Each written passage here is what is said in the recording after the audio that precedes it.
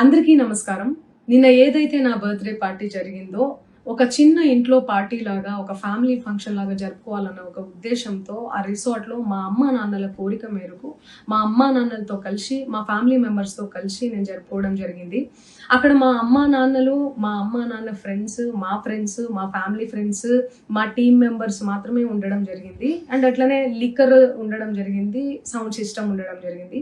So sound సిస్టమ్కి లిక్కర్కి permission తీసుకోవాలని చెప్పి నాకు అస్సలు అవగాహన లేదు, ఐడియా కూడా లేదు. అది అనుకోకుండా సడన్గా ప్లాన్ చేసుకొని వెళ్ళిపోవడం జరిగింది అక్కడ. సో అందుకు నాకు అవగాహన లేదు, లేకుంటే నేను డెఫినెట్లీ తీసుకునేదాన్ని. నాకు అసలు గైడెన్సీయే లేదు. ఎవరన్నా గైడ్ చేసినా కూడా నేను పర్మిషన్ తీసుకునేదాన్ని, లేకపోతే నేను ఎందుకు ఇలా తెలిసి చెయ్యను కదా.